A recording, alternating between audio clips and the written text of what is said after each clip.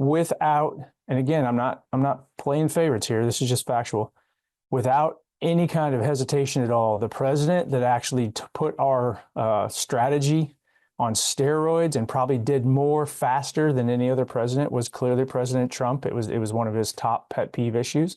But I would say it was because he listened to us and we explained to him how the cartel was using illegal immigration. This was early on, 2016-ish. The union interacted with him, explained to him how the cartel was using illegal immigration to basically completely annihilate border security.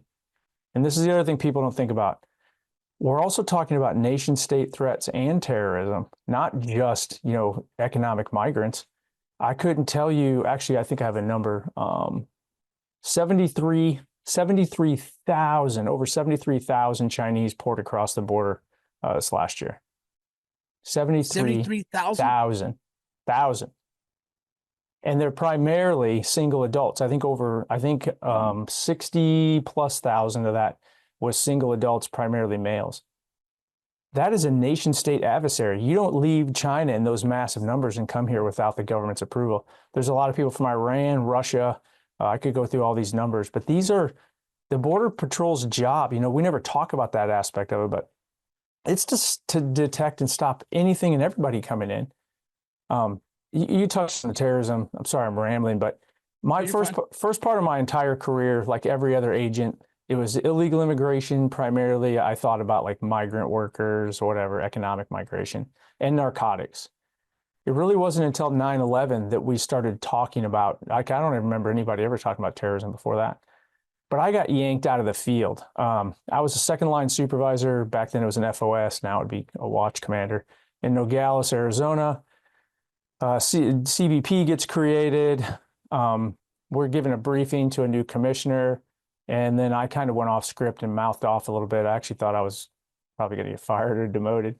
And then shortly thereafter, I was getting asked to go to DC, work on a couple policy issues, and then set up CBP's Office of Anti-Terrorism. So from 2003 to about 2008, I spent a vast majority of my time working with three-letter agencies, working with DOD. Sounds like you were probably in theater, working with people that were in theater to make sure any information over there that was relevant to border security actually got into our systems.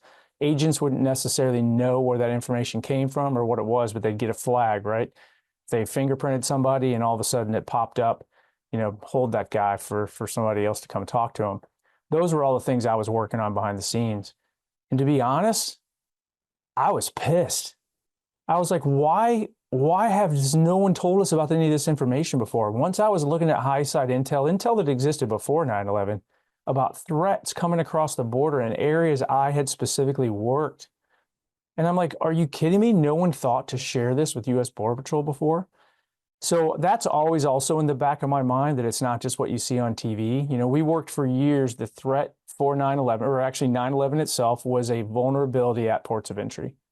But we knew that as we shut down those ports of entry and made it harder and harder for people to come through a port of entry to commit acts of terrorism or threaten the country, where would they go next? They would go in between the ports. So we spent millions of dollars basically building out training for our intel agents and for our interview agents on JTTFs, but to detect deception, to elicit responses. We work at three-letter agencies. Anyway, because we were focused on what? We were focused on slowing down the flow so agents could spend more time actually interviewing the people that they caught and that we could figure out who the real threats are. All that went away January 21st, 2021. Again, not political, but it just went away. I've talked to several of the guys. There's no time right now because of the massive flow to do any of those intelligence debriefs at all. It's insane. One thing that's kind of crazy is that when I was in country, I did Afghanistan twice and Iraq once, and Iraq was probably the biggest one for us as in gathering intel. And we had several agencies with us as we killed or captured high value targets, right? And that's where I first learned that there's a potential, why we're gathering some of this information, is the potential for them, information of using the southern border to come into the country. That's the first time I heard of it. And somebody introduced me the idea of Border Patrol and BORTAC.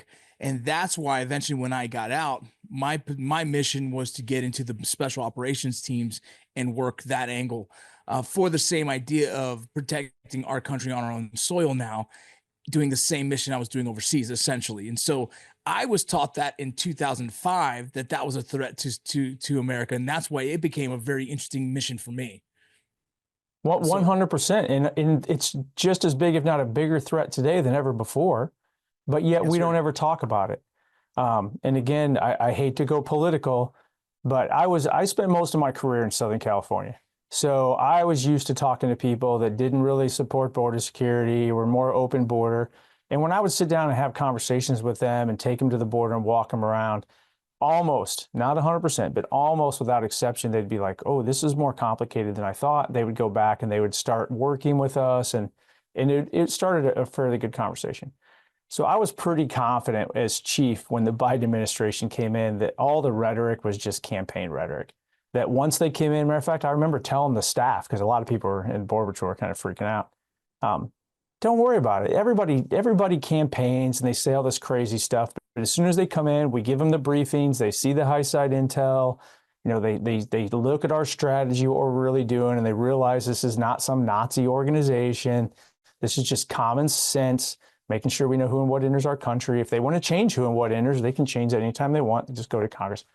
Everything will be okay. Man, I was naive. I honestly, like, I never fathomed the thought that they would not want to hear a word we had to say, that they would shut down all of our expert work groups, if you will, that had agents from the field, that had leadership, it had people from ICE working on all these issues. They basically sent all the career govies home and replaced them with political appointees that had an opinion how they wanted the world to be, and they had no intention to listen to anything we had to say about how it really was. Um, but the reason I bring all that up is what you just said. Almost overnight, we were banned, because when you're still an employee, and you know this, different administrations have different levels of control of what you can and can't say. They'll give you talking points, or they'll at least give you left and right boundaries. The Biden administration put a complete gag order, even on me as the chief, on the entire organization, and basically said, unless you have pre-approved talking points, you can't talk. And then when we submitted anything that had to do with terrorism threats, criminal aliens, narcotics and addiction, anything other than economic migrants crossing the border for a better life, we were told no, or we were ignored. We weren't allowed to talk about it anymore. And that is still going on till today. That's why you don't hear anything about all these other threats. The career personnel aren't allowed to talk about it. So you were the chief when the Biden administration took over? Correct. Yep. So, and then if the administration changes again, you'll see it. So there's a transition period. So I was the chief during the Trump administration and the Biden. But if a presidential administration is changing from the time that the election is certified until the inauguration day, a team comes in and you're supposed to brief them. They call it a transition team. They ask a bunch of questions, you brief them. And the idea is, hey, that you want, no matter what, who cares, right? You want the new president to be informed and to be able to make good decisions from day one. So you're kind of pre-briefing them as much as you can without going high side, because they don't have clearances and stuff until after the inauguration. And then right after the inauguration, boom, you know, full speed, you give them all the rest of the story. They didn't want any of it. The transition team, we briefed them, because they don't have really the authority at that point to tell you to shut up. So we briefed them, and you could tell by the looks on their faces and their answers and stuff, they didn't like what we had to say. I think they thought we were blowing it out of proportion. But then when they came in, and on literally within 5 minutes of Biden being inaugurated, the new chief of staff for CBP, Lise Clavel, came in and basically put a gag order on us and told us, here's the new rules. You're not allowed to speak anymore. And then over the next 6.5, almost 7 months, you know, we were briefing her. We were briefing the nominated commissioner, Chris Magnus. That's another story. We could do a 2-hour podcast on that genius. Anyway, they didn't want to hear it. But here's the fact: whether it was me or whether it was other senior leadership within Border Patrol or CBP, they were all briefed. So everything that's happened since then has been intentional. It's intentional decisions that were made to advance their worldview. Some would call it a political agenda, but it's really their worldview. So when people think everything that happened over the last few years is just like, you know, accidental chaos, that is not it at all. Those were informed decisions.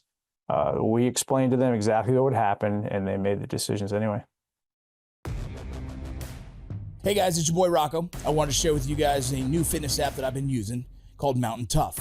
If you're serious about pushing your limits and building your mental toughness, you gotta go check out MTNTOUGH. This isn't your average fitness app. It's built for those who never back down from a challenge. MTNTOUGH started by training backcountry hunters for multi-day, high elevation, rugged terrain, and the ability to pack an elk in mountains. The training translated so well to the tactical application that many special operations, military, first responders, and law enforcement officers use the app today. You can see on their YouTube channel that they've been sharing their knowledge and training with guys like the 75th Ranger Regiment, which I was also a part of. This app allows you to train wherever you are with minimal equipment requirements. So whether you're in the gym, outdoors, at home, you can access top-tier workouts that fit your goals and lifestyle. In other words, you have no excuse. I have gone through my phases of my workouts, trying to get big, trying to get better, trying to get faster, trying to get this, and currently, this is the app I'm using. I want to be more functional in the field while out there with the Border Patrol filming what happens day in and day out on the borders. Download MTNTOUGH app today and use the promo code Borderland to get a 14-day free trial and 1 month free. That's 6 weeks of MTNTOUGH at no cost. Go get them.